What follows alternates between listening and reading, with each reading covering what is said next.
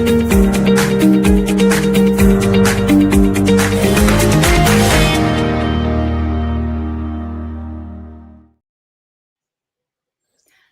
and welcome to the Energy Realities podcast with Tammy Neiman. How are you today, Tammy? I'm doing well today. It's a windy, gusty autumn day in England. Are there clouds or is it sunny?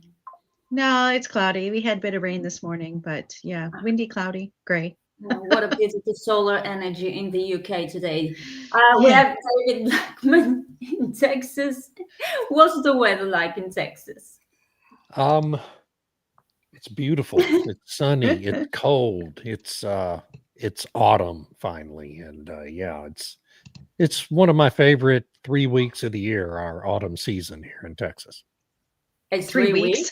Yeah, about how long it generally lasts. Yeah. And we have Stu Turley in his bunker where? In Oklahoma. I'm leaving for Abilene here pretty quick, so it's going to be a great day. Have you been working with your backhoe recently? Yeah, I've been figuring out a way to lob boulders at my neighbor. So you cannot beat this kind of entertainment. I've thrown it all out. I've figured out how Tesla solve the world's energy problems. I'm working on solving the geometry problems of lobbing boulders. So, Wow. Good luck with that.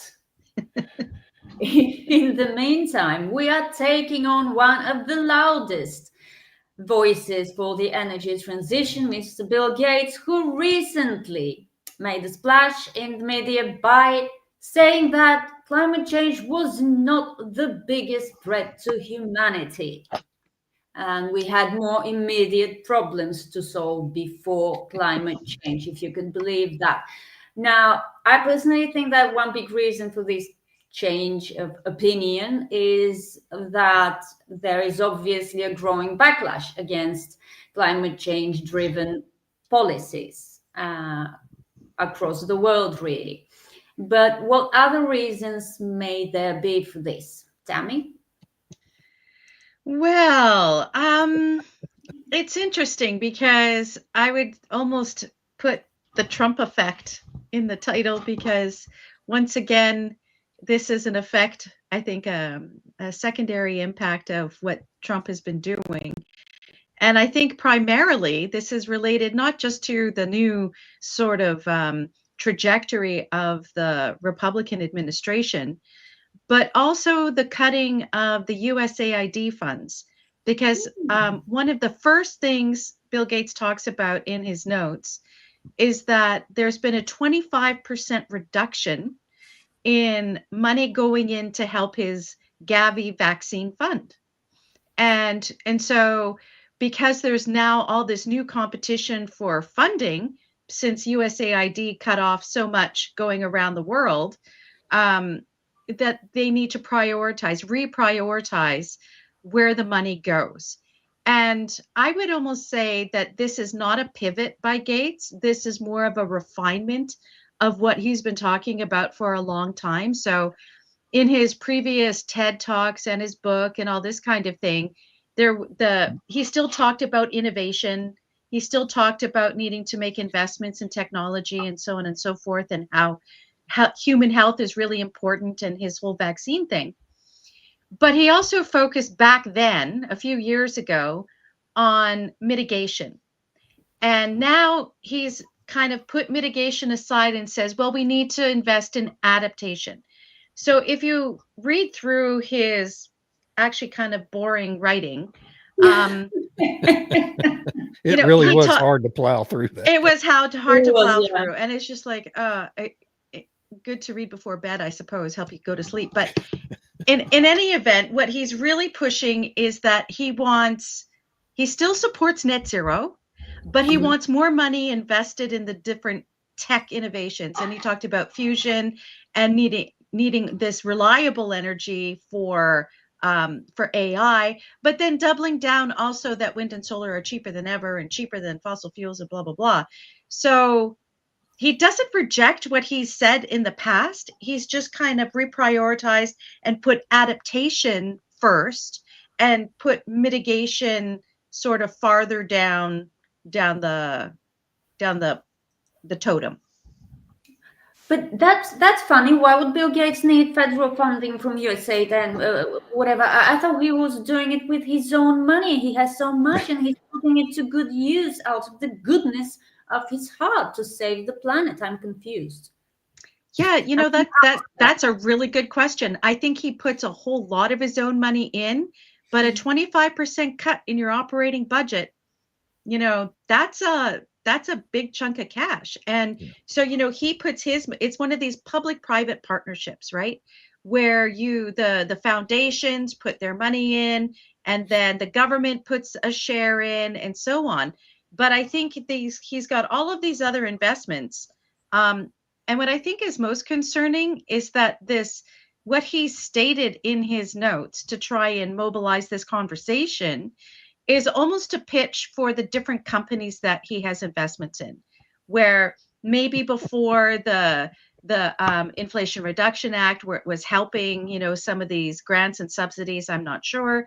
But in any event, but now they need more investors. So he lists a bunch of tech things that he's been promoting, and, you know, oh, we need more investment in this and we need more investment in that. It's like pitching for other people to buy into companies that will benefit from whatever this adaptation sort of push is going to accomplish. David, based on what Tammy just said, do you feel like Bill Gates may be starting to feel the real costs of the energy transition? Sure. Yeah. You know, I first I want to just say I'm shocked to learn that Bill Gates might have a profit motive for making this transition in narrative, right? I mean, come on. Everything the man does, everything he's advocated in this space for 30 years has involved him building some kind of business to make profits from whatever it was he was advocating, even stopping cow farts. You know, he had a business designed to take advantage and develop technologies to stop cows from farting. Yeah. Which, by the way, in Denmark, they are decimating their cattle population now by forcing farmers to feed the cattle Bovaerd. Is that what it's called? This feed that the cows don't like, and it's causing them to rapidly decline, and they're dying. And nobody in the climate movement gives a damn about those poor cattle, which is typical. Anyway, back to Bill Gates. Yes, I mean, I think this is all a reaction, as Tammy said, to what's happening in the United States with USAID and the rescission of $22 billion in grants to a bunch of NGOs that most likely Gates was involved in one way or another in some of them. And just the general reduction in spending by the U.S. government in subsidizing all of this nonsense. And, you know, for Bill Gates, it's important, I think, just in the overall debate, to have someone as prominent as he is making this shift. And I think he should be actually, to some extent, congratulated or wanting to divert more funding to what humanity actually does well throughout history, which is adapting to a changing climate and mitigating for the impacts of a changing climate, because the climate is always changes and changing, and sometimes it changes fairly radically over a short period of time. And so we've seen throughout history mankind being able to smartly adapt to these changing conditions, and that's what we have to do now. I have no use for Bill Gates. I think he's been an incredibly destructive force in this area for a long, long time. And I had my first real disagreement with Secretary Wright last week when he congratulated Gates for doing so much good work on vaccines and other medical issues in the third world, when actually he's been incredibly destructive and caused an awful lot of death and destruction in the third world over the last 20 years with his harebrained schemes.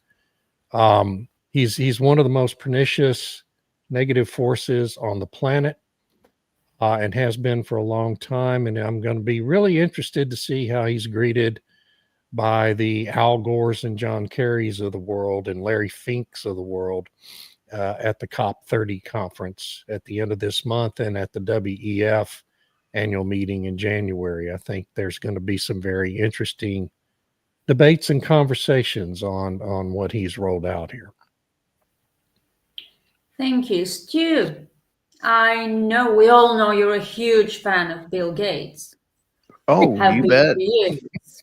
He has Do a you wimpy. think- He has a really wimpy handshake. The only time I've ever met him, I gave him a very firm handshake, looked him in the eye, and said, "Bill, would you like to see how an operating system is supposed to work?" And he did not like my comment. But let's take a look at what I found very interesting. When you take a look at Gutfeld, let me set this up a little bit. I love the whole Tyrus, and Tyrus even follows me on my X account. That's kind of cool. He's never looked at my account, but I appreciate him following me. But Charles Payne was on Gutfeld.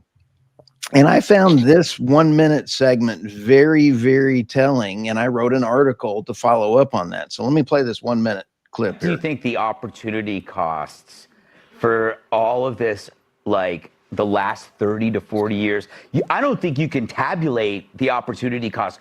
Trillions of dollars that you probably could have solved poverty in every third world country. Yeah. And think about even right now, this AI race, the data center race.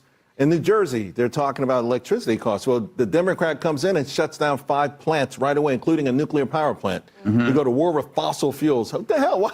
How are they going to get to work? None of it ever made any sense. And my theory is that at one point he was the richest person in the world and he was bored.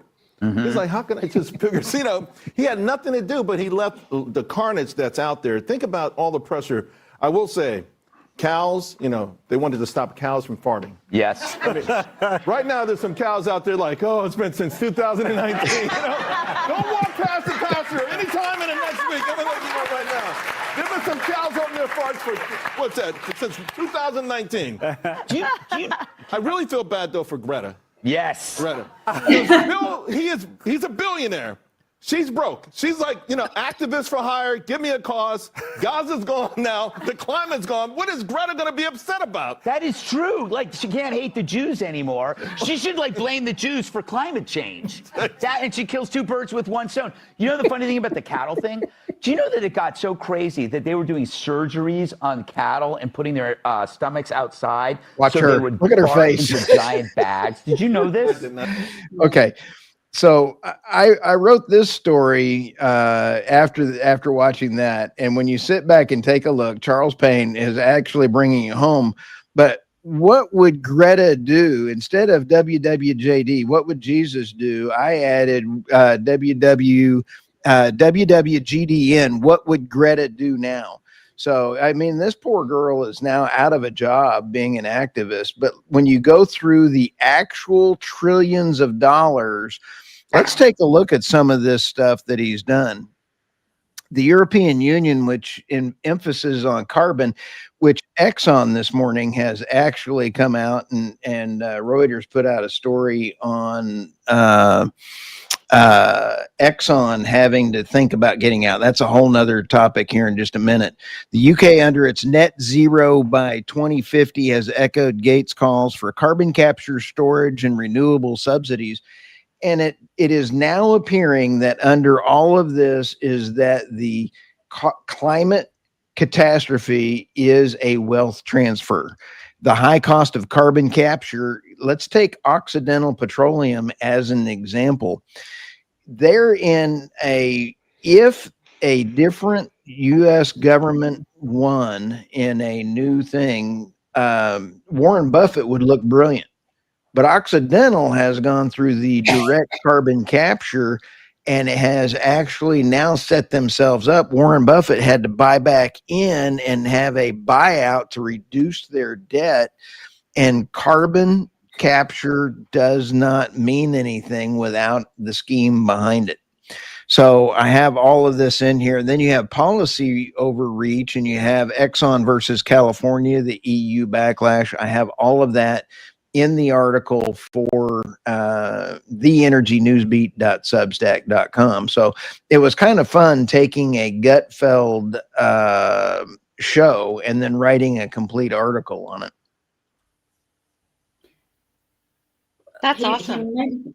he mentioned on that show New Jersey. I just read a story in the Wall Street Journal that people in New Jersey are struggling, not everyone, but a lot of people are struggling to pay their electricity bills because they've gone so high because of all the data centers and the upgrades that are being done to the grid to accommodate this.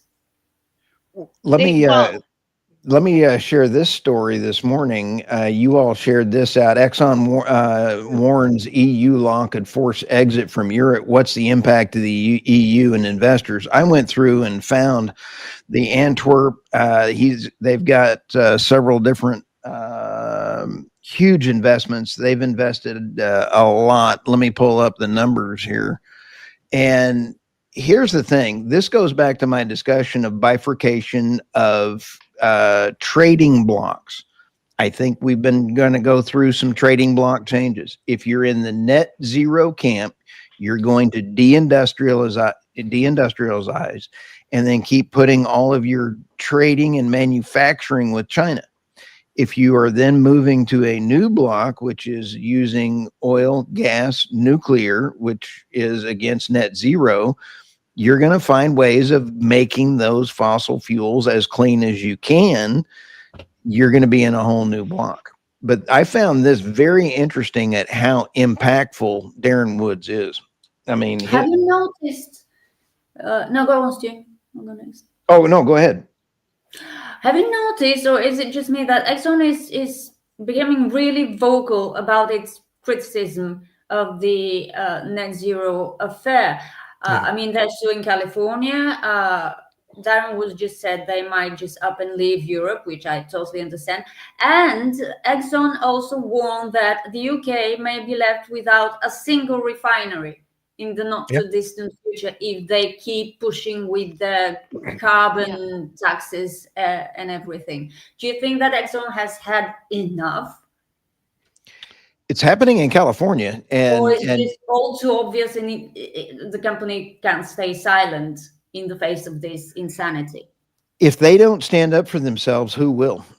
And well, they didn't stand up for themselves for years, Stu. Right. Oh, I agree. But now Exxon just filed over the last week, a few days ago, a lawsuit against California on those things. So they're finally standing up, and it's going to be the fiduciary responsibility of the CEO to stand up for its shareholders and investors. When you look at the oil and gas companies of the United States, Exxon, Chevron, the majors, they are doing a better job in not going down 100% of the renewable. You had Oxy go down the carbon capture route because of the subsidies. The subsidies are going to dry up. They're now going to be holding to their shareholders in a different way. You have Total Energies, which is Oklahoma talk for, trying to speak. Total Energies, yeah. Yeah, Total Energies. But when you sit back and say, wait a minute, you've got BP, Shell, and the European that had flopped over to the renewable side, and then they have failed. They are now coming back in, and Total Energies has bought into United States natural gas assets, and they're now getting rid of theirs. So if the big oil companies don't defend themselves, they will be forced out of those markets. And we're seeing California as a national security risk, with the 20% of their refining capacity being shut down in the next few months. Actually, they're already starting to wind down, and I wouldn't want to do business in California. It's absolutely abysmal. Not an oil company, and Exxon is largely out of California, other than a plastics operation and some retail, which they would have to find buyers for to get out. And that's the same problem they're going to have in Europe, trying to get out of Europe. They got to find buyers for those assets in an atmosphere, with that new regulation, CS3D regulation in effect. But the other side of Exxon, of course, and I'm thrilled with Darren Woods being out there, being a lot more vocal, is Exxon still fully endorses a carbon tax here in the United States, along with Shell and BP and Chevron and all the rest, all the other members of API and the U.S. Chamber of Commerce, which is a country club Republican organization, both of them really. And, to that extent, the Exxon's as counterproductive as all the rest of them, but at least Darren Woods is vocally speaking out against that heavy regulation. And Exxon does take a more sensible direction overall than its competitors do, which is why it's so much more profitable and successful as a company. The Exxon shares, they were let me look at the numbers, 339.2 billion in 2024 across their entire globe. The specific European revenue includes 20.6 billion from, and then 13.7 from the UK. So if they take a haircut, they will survive. It will be a significant haircut, but who will be the losers? It'll be the Europeans that will be the losers. Yeah. Yeah. I would add in there that maybe Exxon and Darren Woods have been emboldened by what was uncovered during the House Judiciary Committee meetings last year about these different proxy voting groups that managed to install 3 activist type people onto the Exxon board. Engine number one and those guys, and just how the collusion was going forward. I think Exxon didn't understand the extent of it. And also, once all that was revealed, and then you have Trump being elected, I think Exxon's attitude may have been different had the Kamala and the Democratic machine got in. So if it was reversed and the Republicans hadn't been in power, I don't think Exxon would have been speaking out quite the way and as strongly as it is. But I do think that House Judiciary Committee revelations, just the extent of it. I mean, it is, I hope they pursue it further because it hasn't stopped.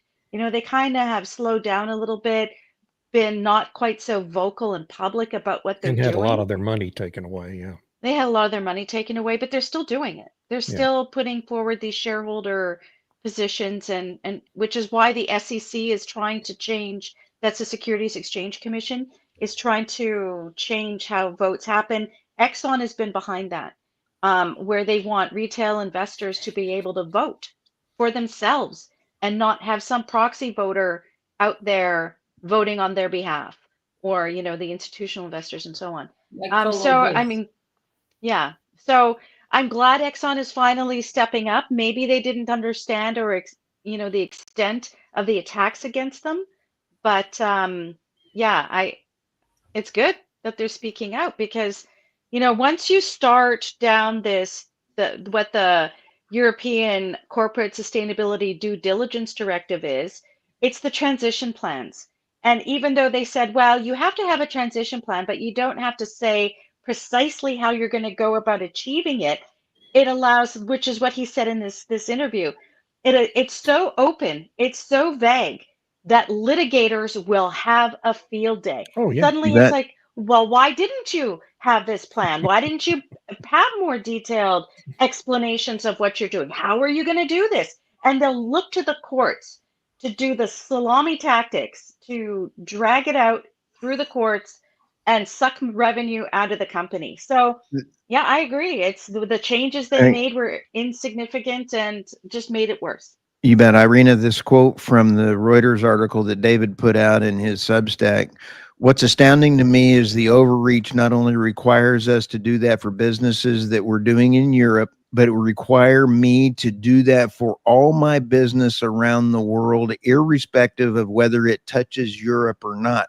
Go back to the numbers that I just gave you on $330 billion worth of revenues versus $20 billion worth of revenue. Where are you going to be as a CEO? I'm going to protect the fiduciary responsibilities of my company to my shareholders and stockholders, and finally really muscle up and stand up. I got real concerns, and this is the underlying cause of bifurcation of the markets. you're going to see it go this way. We're talking about a $330 billion company, huge company, but it's actually a bigger topic than that. Yeah. Oh, yeah. Well, and but the interesting thing about the European law is that if they find that you're not in compliance, that you haven't gone through with a fine-tooth comb throughout your entire supply chain, their fines are up to 5% of global revenue. So originally it was minimum 5%.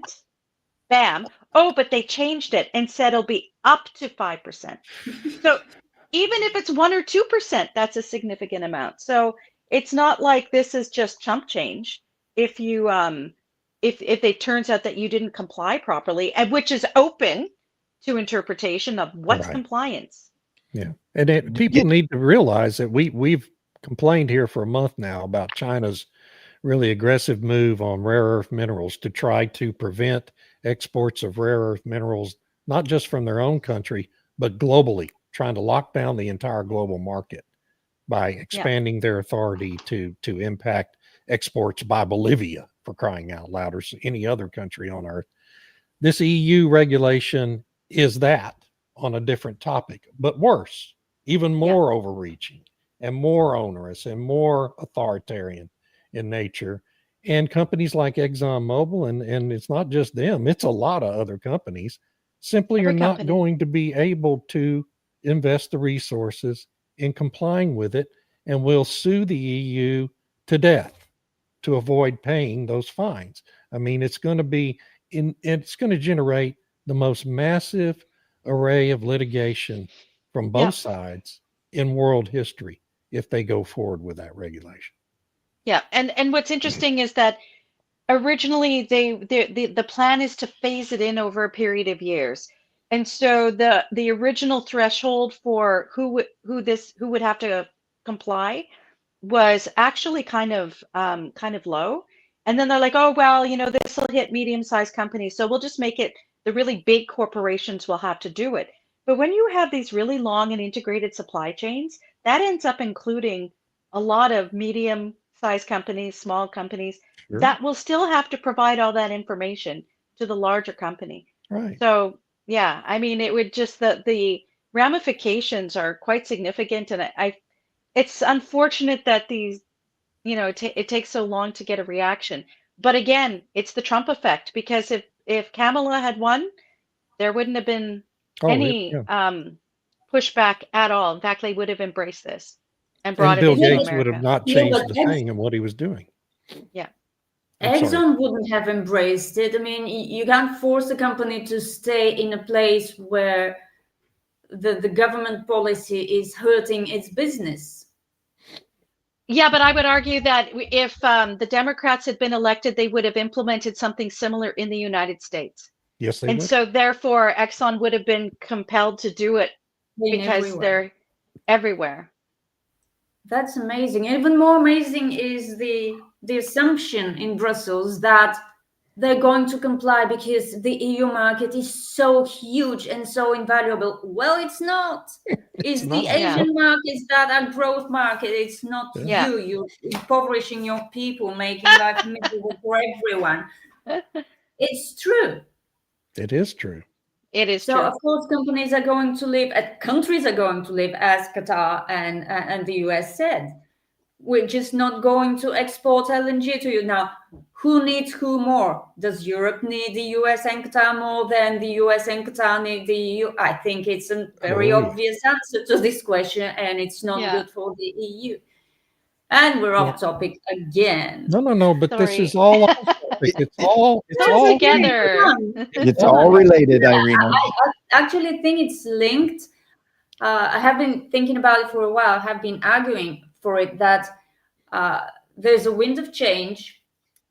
It's getting really strong, especially after Trump came into office. So now big oil is emboldened to speak up, and Bill Gates is feeling this pressure. He's seeing a reaction against what he's doing, in addition to the vanishing of funds he needs.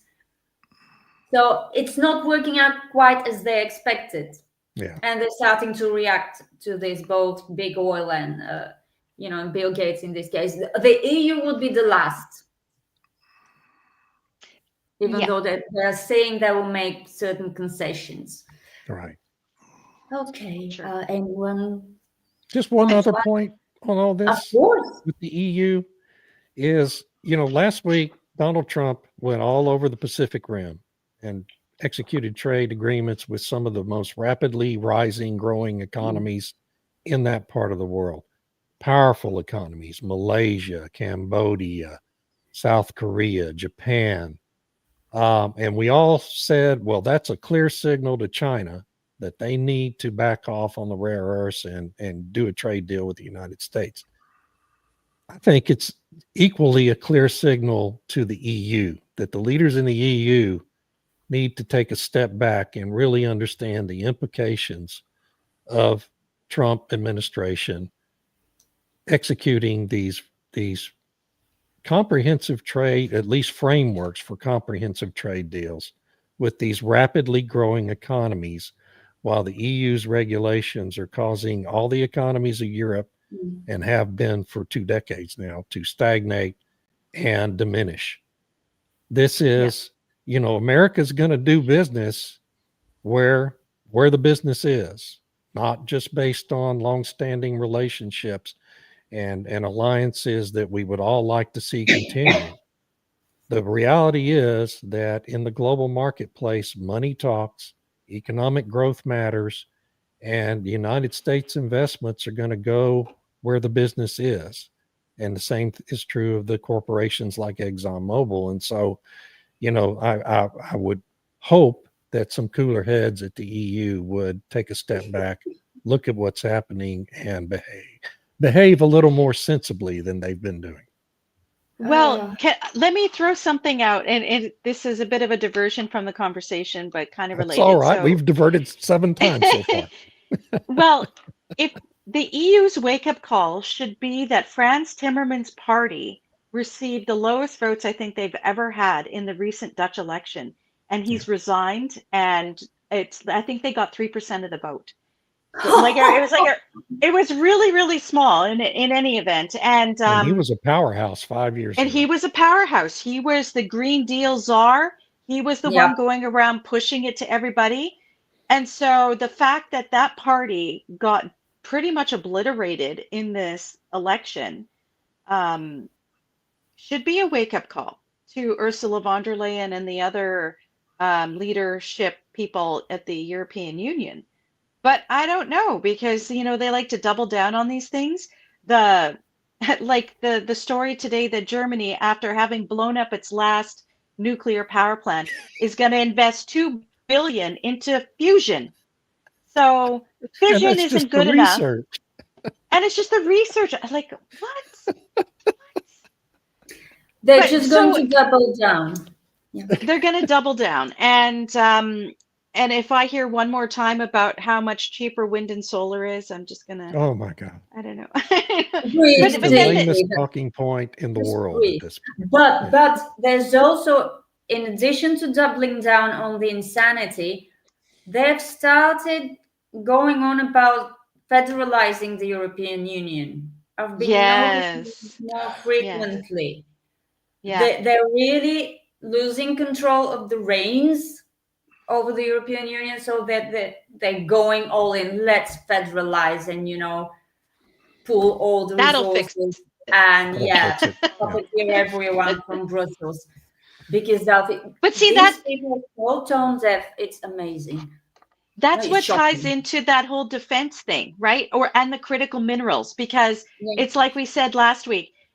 If all the individual countries have their own little stockpiles, who's responsible for the sharing? So Germany needs some, but France is holding it.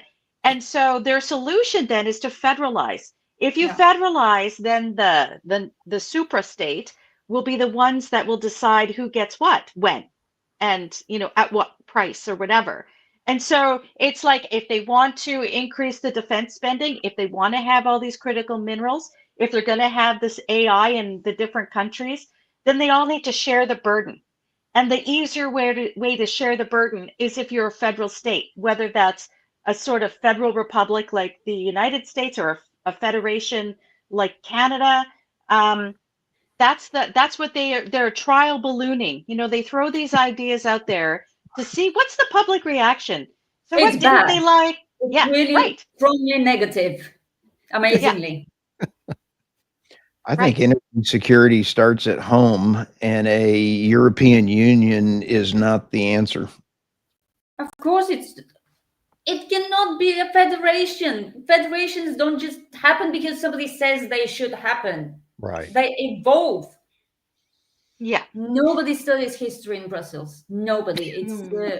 It's really tragic. They have no notion of historical processes that inform future events and developments. I don't know. Not I really think they have a scientists very because select. They have a select historical view. I think they like that idea of the old Holy Roman Empire, and that's what they would prefer. Honestly, because if you look at what they're doing, that's crazy. I know it's crazy, but look how they're acting. Do they have any memory of how that whole Roman Empire ended up? At the end of the day. No, Well, that's I guess that exactly doesn't what I matter. mean. I'm not fan of history as a discipline because I find it really hard to memorize dates Yeah. and years and events. But it's a very interesting subject, and there's a saying: you should know history to avoid repeating the mistakes. Yeah. Nobody cares. This time it will work. This time it'll work. We'll do it Yeah. better. well, I mean, I look at the evolution of what's happening in finance, what's happening in banking, what's happening in the economy and the politics and the unrest and everything. And it's just a rewind of the 1970s. Yes. And if you look at like when the first Russian invasion of Ukraine happened, it was exactly like the 1970s, the same kind of responses. And then if you look now that there's potentially stagflation or whatever, and then you have the unrest amongst these so-called activist groups and whatever that are funded by probably entities that don't like the United States. It's just like the 1970s with the bombings and protests and all that kind of stuff. So yeah, we're repeating history, and they're making the same mistakes Yep. in how to deal with these different things. Also, that's why it's so farcical because first time it's tragedy, the repeat Yeah. is a farce. Oh, okay, farce. Yeah. Okay, shall we go to the stories? Sure. Oh, heck yeah. Before we do that, one last little clip. This is about a 15, 20-second clip of Secretary Chris Wright, because the Biden administration and the Obama administration really set the green policies to effect. And I quite honestly wasn't aware of this rule. So Big building data centers everywhere, but that requires a lot more energy than we have right now. And the grids, it seems like, are getting kind of stressed. When will we have enough energy to be an AI powerhouse? It will go in parallel. We are bringing energy on the grid today. Some of it is new power plant construction. That takes time. So those will come on. But there's a lot of just bad policies from the Biden administration that said, yes, you have that power plant there and it can produce power, but you're only permitted to run it 40 days a year because of our climate rules. So last summer, I was able to waive some of those regulations to prevent blackouts. We would have far more blackouts and even higher power prices if we had continued the trajectory of the Obama and Biden presidencies. They really were digging us into a hole. You go to Germany, go to United Kingdom and see 40 cents a kilowatt power. That's the trajectory we were on. And of course, you can't win the AI race with that. But there's some. I thought that was very, very telling and very interesting on that. Yep. Yeah. Everything he Yeah. says is interesting. Yeah. Well, those rules were brought in through the I think partially through the DOE and partially through the EPA. And I think they were the result of litigation again. So, yeah. Okay, so I'm going to go with these are my stories. I'm going to go with the second one first. And so this was a story, and the title is Climate Activists Lose Human Rights Case Over Norway Oil and Gas Drilling. So a bunch of a group of youths, and I put that in scare quotes, was led by Greenpeace and a bunch of other environmental groups, challenging Norway's approval of various offshore new developments of oil and gas fields offshore in the North Sea. And they lost in every Norwegian court. So after losing, I don't know, 3 or 4 times, they took it to the European Court of Human Rights, saying that the future of these children is being jeopardized by Norway's continued exploitation of oil and gas. And so therefore, they have to shut it all down. So the European Court of Human Rights said, actually, Norway hasn't violated the constitutional rights of the children and the citizens. However, it's a bit of a pirate victory, because the court then said that Equinor needs to take into account Scope 3 emissions, including the burning of oil and gas and the emissions from it, before any new oil projects and gas projects are approved. So in the environmental review process, the European Court is mandating the Norwegian government to mandate Scope 3 emissions accounting for any future developments.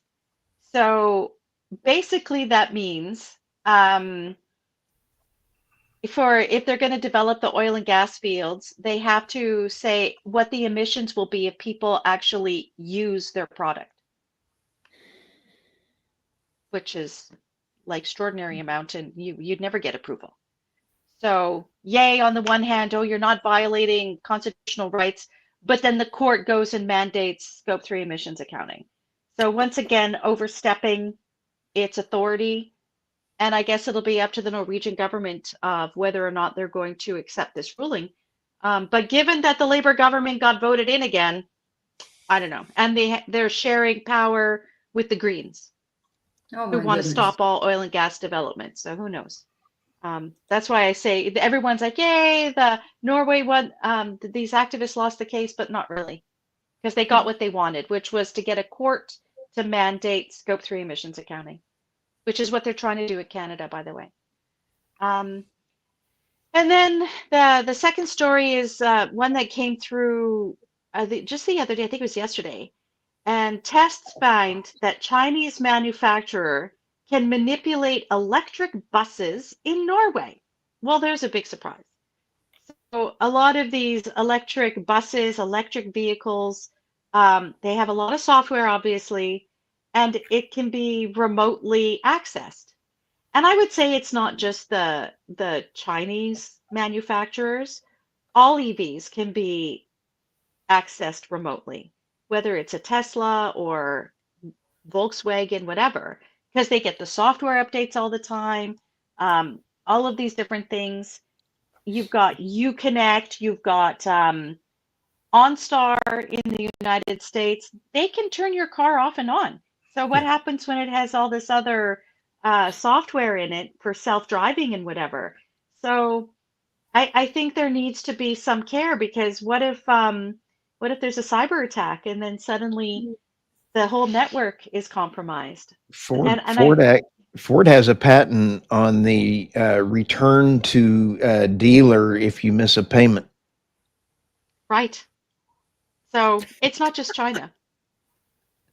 So I don't know. I think there needs to be some assessment of what this means and the implications, and then the public needs to maybe put some pressure on to say, what are we doing here?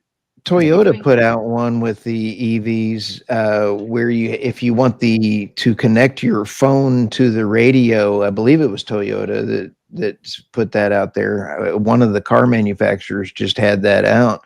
I need to see which one, but they just bought a brand new car and they had to sign up for $8 a month to connect your phone so you could play your phone to the Bluetooth. And then if you wanted extra, you want to use the map feature, it was $20 a month. So it's kind of like a horrible thing going, whoa, I bought a car. I want to use the car. I don't want to pay a monthly fee. Yeah. Well, they're all doing that. Like this whole subscription-based service. I hate that I can't download Word software and just have it on my computer. Because the minute I stop paying that subscription, I lose access to my files. You can maybe read them, but you can't change anything. Really? So you have to, yeah, really. So then, unless you have like a really old version that you have on your computer that allows you to actually read and change your files, once your subscription's done, you can it's read only, no changes. And the way that they save the documents, it's not backwards compatible. So yeah, it's an issue. And Black John Deere Mirror does it stuff. with their tractors. So now if you want to use your PTO on a tractor, or you want to the air conditioning or the heat or some of these other things, you pay a subscription for every bit of it. And the tractor can be accessed remotely, but from John Deere headquarters. So it's not just, automobiles, it's throughout the entire, what we're doing with tech right now. And it's like gaming. You can't buy a physical game. You have to go on to these stupid streaming things. So yeah, subscriptions only. Anyway, those are my stories. Thank you. You also had these. I'm not sure if that was meant to be in there. No, that way I think those were from last week. Okay. Yeah. And this is my Substack, the nemethReport.substack.com. I put my podcasts up there and articles and whatnot. So please check it out when you have and subscribe. That'd be great. Well, so I forgot to send my links into Stu this week, so he picked them for me. I appreciate that, Stu.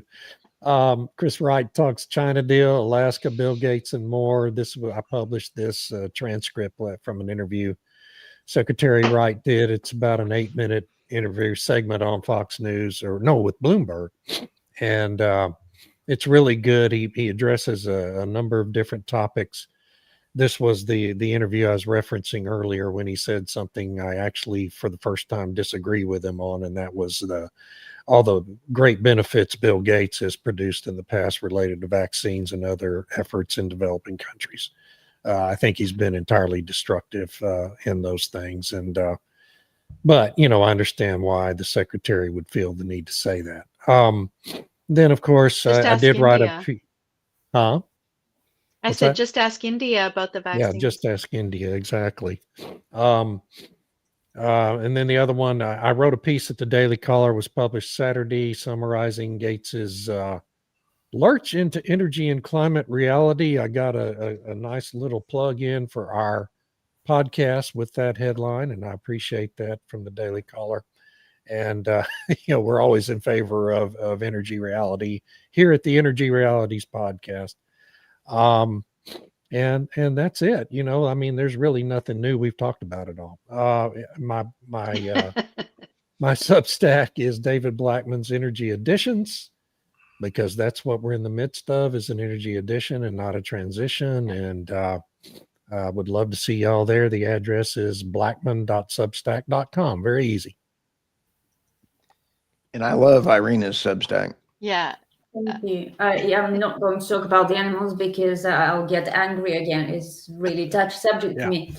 But I'm going to talk about other animals, cows in Denmark. David, you mentioned Bovaer. And I've been seeing in the past couple of days on X people reporting that their cows are getting sick after they started giving them this additive. And I just Googled it. Of course, there's nothing in mainstream media, but there's a project by Aarhus University in Denmark, which started this year after they mandated Bovaer. I mean, farmers apparently have a choice between additional fat and Bovaer, and now they're starting a study to see whether Bovaer has an impact on the welfare of the cows.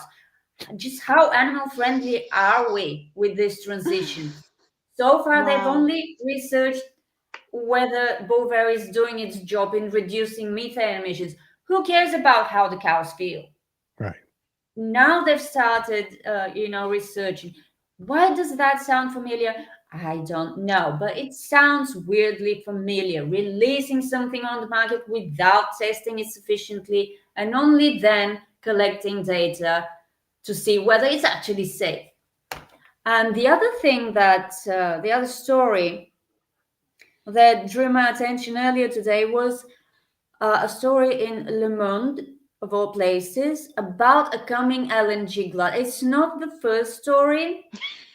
I think legacy media is starting to hype up, in addition to the oil glut, Yeah. they're starting to hype up an LNG glut, which depends on every single LNG facility that is currently being planned getting actually built, which doesn't necessarily have to be the case. But they're starting early, basically saying there will be too much supply in just a few short years.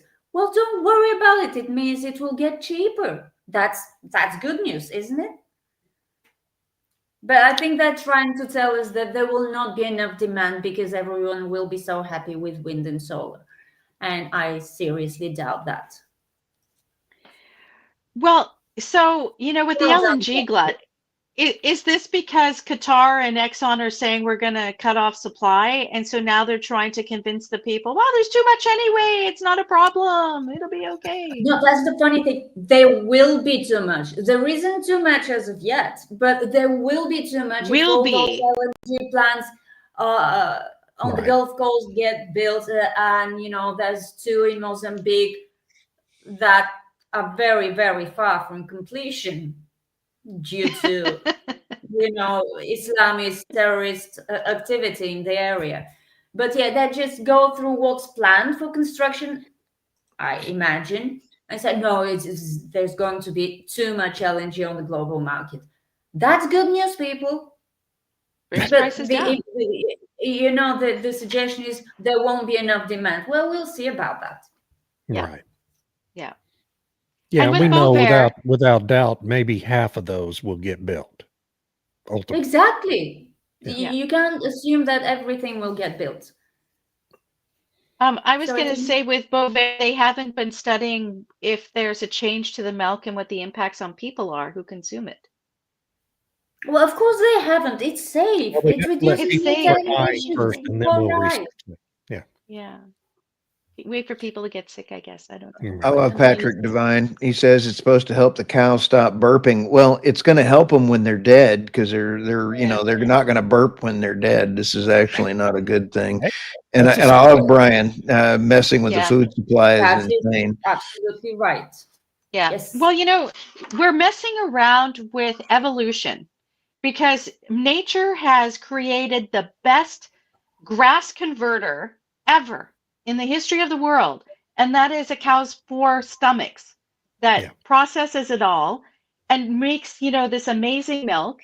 And why are we messing with that? They talk about how we shouldn't be intervening with nature and all this other kinds of stuff. And yet the environmentalists are okay with intervening with nature this way?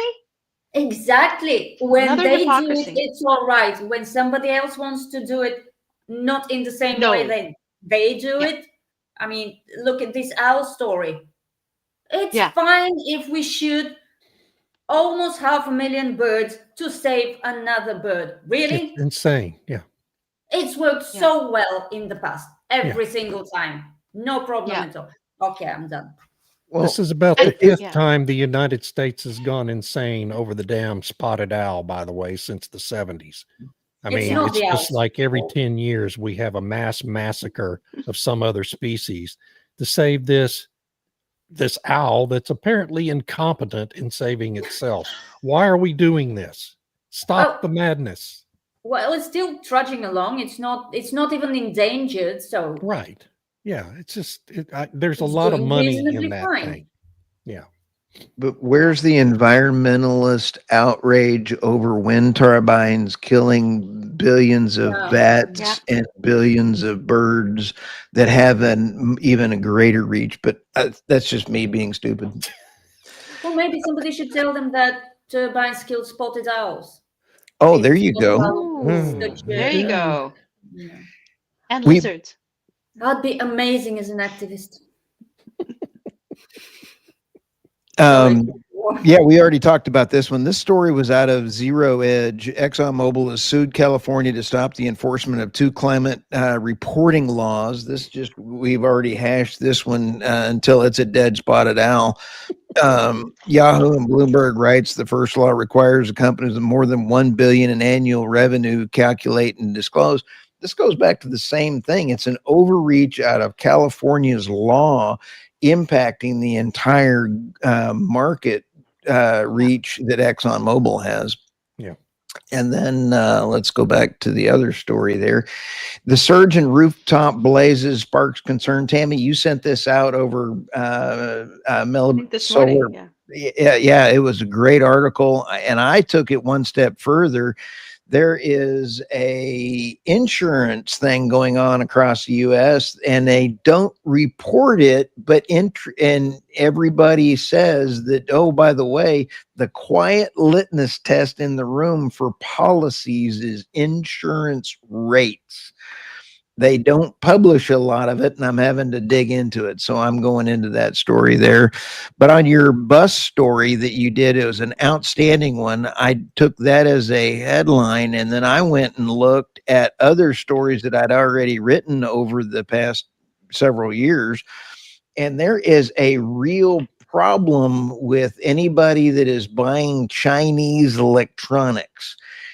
A benefit or a feature, I haven't figured this out, is remote control or being able to shut down. And the Chinese can remotely shut down phone systems and major grid components across all things they manufacture. So if you buy Chinese equipment, it is a feature. Yep. Not a bug. Yep. Yeah, there you go.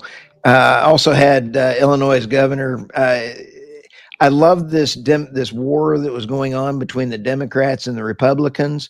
And the war is basically saying Governor Pritzker is not going on a diet. That's not the story.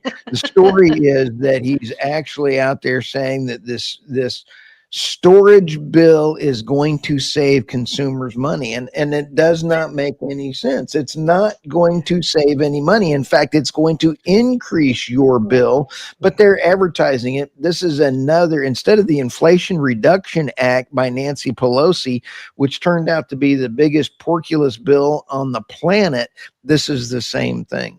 So you can find me on theenergynewsbeat.substack.com, or you can find me on energynewsbeat.co or energynewsbeat.com. So Awesome. Great talk today. Thanks for all the comments. Anyone want to sum up what conclusions we came to today? If we came I to like any? this one. This comment: That's fascism is a great. public-private partnership. Yeah. Yeah. I Oh, like but they've not improved on it. Awesome. They've improved on it because now it's a PPP, philanthropy, public private partnership. Yeah, That was yeah. the thing that came out of WEF a couple of years ago. where philanthropy money should also partner with corporations and partner with governments in order to accelerate the climate transition. I want to throw this out to the panel real quick as we get into COP. Is it 30? COP 30, baby. And if you sit back and think about the lack of the U.S. participation in COP 30, I would like to vote for the UN to be thrown out of the United States and the United States pull out of the UN, but that's just me. I think the UN's overreach with the EU's overreach is, again, a gigantic problem. And what is your all's opinion about COP with so many people not attending? It'll be fun. Well, it'll be the same old, same old. U.S. fewer won't have people. a full delegation there, although there are members of Congress, 30, I Who'll go, think, yeah. rhinos and Democrats that are forming Yeah. their own delegation. So, there's grift to be had, and they've got to go get in on it, right?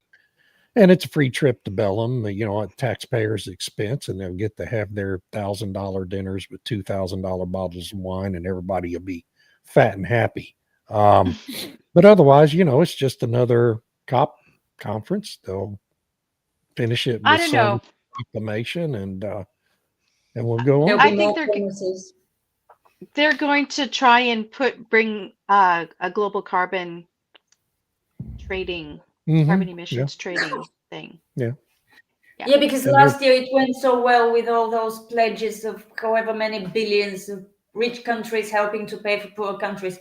That went well.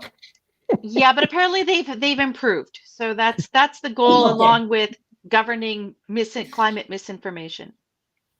That's the other one. Here's a great yeah. example from last year's. They all got together and they signed this, this multinational pledge to never build any more non-abated coal-fired power plants anywhere on Earth, and China has opened about 2 of them every week since. Right? So, I mean, how effective was that? Oh, but Exactly. they're abated. They're abated because they They're build all that abated. wind and solar. Yeah, exactly. The Hey, amount. next week we have Brian. Brian Zinchuk's we going to have be Brian Zinchuk special next week. guest. Yes, So, that'll be Looking wonderful. forward to it, Brian. The amount of new coal plants, I just did the global energy search thing. I did an article on it, and the number of new coal plants in India under construction and implementing in India. You look at that, we actually had a new one open up in the United States, a new coal plant, and we had a new coal mine start rolling. So the energy secretary in the United States is now, the United States has got one to the hundreds of being built around the world. It's pretty impressive to see that you're going to either go down solid energy fiscal responsibility or you're going to fail. Great last words. With that, we're going to have a great one next week with Brian. thanks, Everyone have everybody. a lovely week. Thanks, everybody.